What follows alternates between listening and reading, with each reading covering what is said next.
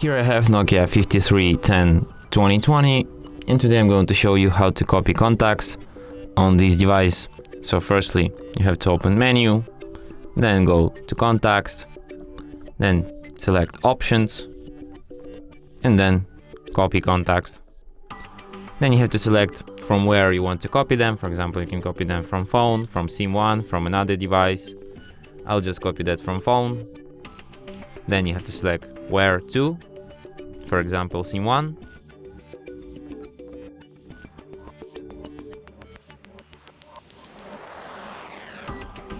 Okay, so let's copy this contact. It's like the only one I have.